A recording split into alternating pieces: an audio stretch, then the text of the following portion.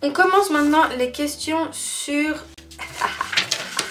On commence les questions existentielles. Cette catégorie de questions, c'est les questions qui regroupent un peu plus mon opinion, donc ça veut dire que je vais un peu plus divaguer sur les réponses. Alors, qu'est-ce que tu penses du végétarisme et du véganisme? Donc je trouve que les valeurs que prône le véganisme et le végétarisme sont des très belles valeurs. Pour moi, le fait de vouloir éviter la cruauté animale, le fait de vouloir éviter le fait de lutter contre les porcs de la fourrure, contre la maltraitance, contre l'exploitation, contre la pollution, tout ça, je trouve que c'est des très belles valeurs. Malheureusement, moi je ne peux pas, je ne veux pas devenir végétarienne ou végane parce que j'en ai tout simplement pas la profonde envie. Enfin, je trouve ça beau, j'admire les personnes qui sont comme ça, mais moi je n'ai tout simplement pas envie de faire pareil parce que voilà, je suis peut-être égoïste, mais je suis pas quelque chose que je me sens prête de faire. Et du coup, bah, j'admire les personnes qui font ça, mais c'est pas pour moi. Tu as des films ou des reportages à nous conseiller? Je veux dire par là ceux qui t'ont marqué, qui t'ont fait réfléchir ou qui t'ont fait grandir. Alors, des films ou des reportages qui m'ont marqué. Déjà, tous les films qui traitent de la guerre, mais pas dans des films de fiction. Des films par rapport à la Shoah, des films par rapport au génocide arménien, des films par rapport aux guerres civiles, des films par rapport à plein de choses, Première, Deuxième Guerre mondiale, tout ce genre de films tirés d'histoires vraies. Requiem for a Dream, c'est un film qui m'a assez attristée parce que en fait ça parle de la toxicomanie et du coup c'est un vieux film, il est assez bizarre à voir mais il est hyper touchant je trouve et je pense que c'est le genre de film que quand on le regarde on valorise un peu plus notre vie à nous.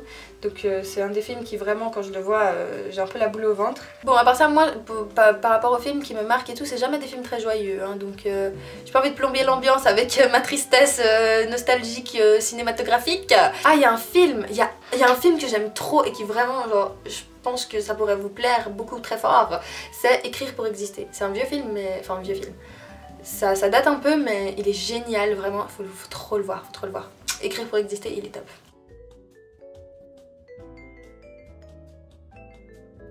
Tu préfères savoir comment tu vas mourir ou quand tu vas mourir? Alors je préfère savoir comment je vais mourir parce que le comment pourrait me dire un indice pour le quand. C'est quoi ton plus grand rêve? Un des grands rêves que j'ai ce serait d'être une artiste influente. D'un côté j'ai pas envie parce que je trouve que c'est horrible de devoir calculer son comportement, de devoir faire attention à sa vie privée et tout ça. Les gens qui sont très reconnus, ils doivent avoir vraiment du mal à gérer leur vie privée avec leur vie publique. Et ça c'est vraiment un truc que j'admire chez eux, je me dis mais waouh ils font comment parce que moi je pourrais pas. Mais d'un autre côté j'aimerais pouvoir justement avoir une certaine influence pour faire passer justement mes idées et tout et je trouve que YouTube c'est un bon moyen justement d'échanger et d'évoluer avec d'autres personnes. Si tu devais refaire le monde, comment il serait? Si je devais refaire le monde les gars, mais vous me posez de ces questions j'en ai aucune idée putain, j'en ai aucune idée. Il serait plein de musique et plein de gens qui dansent et plein de nourriture et d'amour et de je sais pas moi, de nature et de paysages et d'animaux et de je sais pas moi comment il serait. Quelle est ton opinion sur le mode de vie des tribus sauvages qui sont encore présentes aujourd'hui? Alors mon opinion sur eux c'est que respect d'avoir survécu encore en 2015 et d'être toujours là et d'avoir échappé au système. Je rigole mais j'admire encore ces tribus qui arrivent à avoir un mode de vie à eux et qui se sont pas émissés dans la masse avec nous, qui ont pu garder une part d'originalité, c'est génial, je trouve qu'on peut tirer beaucoup de bonnes choses de ce genre de personnes. Quelle est ta devise, la chose dont tu te rappelles tous les jours et qui t'aide à vivre comme tu le fais? Alors on va dire que j'ai 3 devises qui sont vraiment la base de ma vie, mais d'ailleurs j'ai genre toute une liste de citations que j'adore, je pourrais même faire une vidéo dessus sur le sens des citations que je préfère parce que je pense que ça pourrait être très intéressant. Déjà de 1, les joyeux guérissent toujours. Pour moi cette phrase c'est la base de la base. Ça veut tout dire, c'est l'état d'esprit qui te guérit et non pas ton état qui doit te dire si tu es joyeux ou pas. En gros c'est le fait d'être joyeux qui doit pouvoir guérir tes bobos et du coup bah pour moi cette phrase elle veut tout dire. La deuxième c'est on peut pas en vouloir aux gens d'être honnêtes, donc quand je suis dans un grand dilemme, quand j'ai quelque chose à faire, quand j'ai un gros problème, je prends sur moi beaucoup très fort et je me dis qu'il faut que je dise la vérité et que j'essaye de trouver, d'être honnête et d'essayer d'être le plus clair possible dans ce que je veux ou dans ce que j'ai besoin avec la personne concernée parce que sinon je vais pas me sentir bien et pour moi on peut pas en vouloir justement à quelqu'un de dire la vérité, on peut pas en vouloir à quelqu'un de dire ce qu'il pense vraiment. Et voilà, c'est ce qui m'aide souvent quand j'ai des petits soucis. Et la troisième, c'est que le meilleur moyen de prédire le futur est de le créer. Donc dès que je me pose une question par rapport à ce que je vais faire après, à comment va être ma vie, avec qui je vais être, avec qui je serai amie, où je vais voyager et tout ça, je me dis pas mon Dieu qu'est-ce qui va se passer, je me dis mon Dieu il faut que j'organise ça, il faut que je provoque ça. Donc voilà, c'est une autre devise qui me plaît beaucoup et qui me booste quoi tous les jours hein. Comment as-tu travaillé ton raisonnement pour faire changer la vision des autres? C'est une question un peu bizarre parce que j'ai pas l'impression d'avoir changé la vision des autres, enfin genre c'est assez vague comme question. Je pense que je peux contribuer à l'évolution d'un point de vue de quelqu'un, s'il écoute mes vidéos ou s'il me connaît dans la vraie vie, mais je pense pas le changer totalement la vision de quelqu'un, et c'est pas mon but d'ailleurs, les gens ils pensent ce qu'ils veulent, hein. Mais en fait ce que je fais c'est que avant de partager quelque chose avec quelqu'un par rapport à un sujet, par rapport à justement une manière de voir quelque chose, j'y réfléchis beaucoup avant, je parle énormément de ce que je pense, parce que le fait de mettre des mots sur ce que je pense, ça m'aide à avoir un certain recul sur ce que je dis et sur ce que je pense justement, et du coup ça m'aide à voir les choses différemment et à me dire ok bah en fait j'avais raison sur ça mais pas sur ça et tout. Et le fait d'échanger sur certaines idées, le fait d'en parler très souvent, parce que demandez à mes amis mais je parle très souvent des mêmes sujets, enfin genre je reviens dessus, toujours pour un peu plus rafistoler la chose.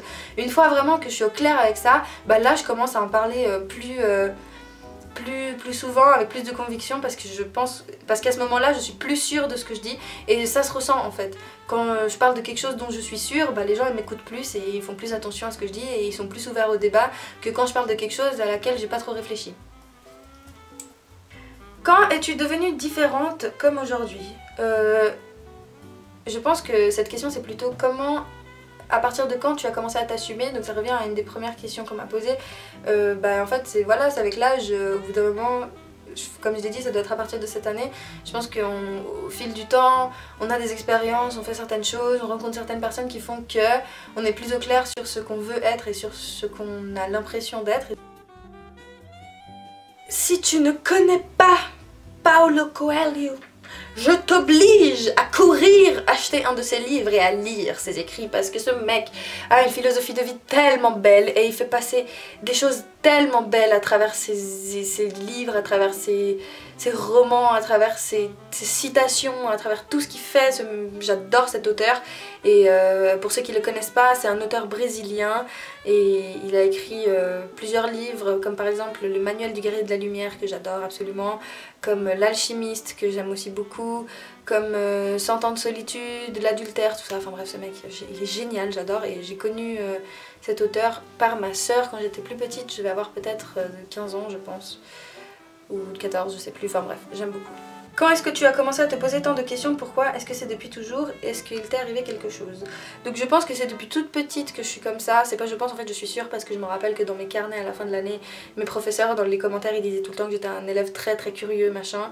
Mes parents m'ont toujours dit que je me suis posé 60 000 questions depuis toujours, que j'ai toujours voulu savoir le pourquoi du comment, que... je pense que ça me vient en fait d'une fascination que j'ai pour le monde et pour les humains en général. Ça doit être juste mon côté admiratif de tout ça. Et il y a une question que je me pose extrêmement souvent, c'est si on a eu une autre vie avant. Je crois pas tellement à la réincarnation comme on la connaît, dans le sens où on meurt et on revit, on meurt et on revit, on meurt et on revit dans un corps différent à chaque fois. Mais je pense qu'il y a une certaine manière, je sais pas comment dire, ça paraît hyper bizarre, mais selon moi, on est tous une âme unie, et puis on se rassemble et on se redivise à chaque fois qu'on meurt et qu'on renaît. Et il y a un petit peu de tout, je sais pas comment dire, comme si dans un corps il y avait un peu de chaque personne et qu'on se retrouvait à chaque fois pour pour avoir une nouvelle vie et réparer nos problèmes passés, si on a eu des soucis par rapport à la famille, ou par rapport à l'argent, ou par rapport à soi-même, ou par rapport, je sais pas, à n'importe quoi, et qu'à chaque fois la vie c'est un éternel apprentissage jusqu'au moment où peut-être un jour on va plus avoir rien à vivre sur terre parce qu'on aura tout appris. Je sais pas, ça paraît trop bizarre dit comme ça, mais selon moi voilà, on est une espèce d'unité et on serait en constant mélange pour essayer toujours de s'améliorer les uns les autres en prenant à chaque fois le meilleur de chacun. Enfin bref, ça paraît hyper bizarre dit comme ça, hyper niais, hyper con, mais voilà, c'est une des questions existentielles que je me pose assez souvent. Pourquoi on est là à ton avis? Selon moi, le sens de la vie, c'est de lui donner un sens. Je l'avais déjà dit dans une phrase, mais c'est une... D'ailleurs, c'est une des citations que j'aurais dû donner avant quand on m'a demandé des citations parce que c'était encore... Je crois que c'est la numéro 1 en plus. On a tous une mission différente sur Terre, je pense, et qu'on a tous notre propre sens de voir les choses, et je pense qu'un même événement peut signifier beaucoup de choses différentes selon chaque personne, et un même événement peut avoir un sens différent pour telle personne il va avoir un sens, pour telle personne il va avoir un sens, pour telle personne il va avoir un sens, et je pense que ce sens-là, c'est toi-même qui dois le trouver dans le cadre de ta propre vie. Quelle est la chose que tu voudrais supprimer de cette terre et celle que tu voudrais ajouter? Alors si je devais supprimer un truc d'office de la terre, ce serait tout type d'armes confondues, genre toute arme qui ne soit pas physique, du genre, parce qu'on peut dire que les ongles c'est une arme, hein, mais voilà, je vais pas arracher les ongles aux gens, mais tout ce qui peut servir à tuer ou qui a été conçu pour tuer, je le supprimerais. Et quelque chose que je voudrais rajouter... Je sais pas, beaucoup de trucs. J'aimerais rajouter des créatures magiques. Imaginez un monde où genre il y a des dragons qui existent, des sirènes, des centaures, des fées, des lutins, Imaginez un monde où il y a tout ce genre de conneries. Ce serait trop cool. D'où te vient cette passion pour les questions existentielles? J'en ai aucune idée, mais comme je t'ai dit tout à l'heure, ça vient peut-être de ma fascination pour le monde qui m'entoure et de ma fascination pour les êtres humains en général. Peut-être ça vient de là, j'en sais rien. Ou peut-être que je suis juste tarée. Alors, dernière catégorie de questions, c'est les questions sur l'art. Il y en a beaucoup moins, mais il y en a quand même, donc on va les lire tout de suite maintenant. Alors, qu'est-ce que tu dessines le plus? J'adore justement, comme je l'ai dit tout à l'heure, dessiner des créatures un peu mythologiques. Mais si je devais nommer spécialement des trucs que je dessine, ce serait des sirènes ou des mandalas, un peu des trucs comme ça, j'aime bien. Ou des dragons. Des dragons, je dessine tout le temps, des dragons, j'aime trop. Et si tu veux voir ce que je dessine d'ailleurs, tu peux regarder dans mon Instagram. Y a-t-il des artistes dont tu aimes bien leurs travaux ou bien même qui t'inspirent? Oui, bien sûr, il y en a, mais des noms d'artistes maintenant comme ça, j'en ai pas. Mais de mouvements littéraires et picturaux, bah il y en a plein qui m'inspirent, du genre les artistes romantiques, les artistes surréalistes, les artistes du dadaïsme. Je sais pas, il y a plein de trucs qui me plaisent vraiment, je saurais pas dire. Est-ce que tu as un conseil en art à nous donner? Bah entraîne-toi. Souvent, plus tu t'entraînes, plus tu t'améliores. Tu peux pas régresser. Plus tu t'entraînes, tu vas forcément t'améliorer. Tu pourras jamais empirer ton talent. Tu peux pas ne pas t'améliorer, t'es obligé de t'améliorer, donc plus tu t'entraînes, plus tu t'améliores. C'est tout, on a enfin fini, ouais!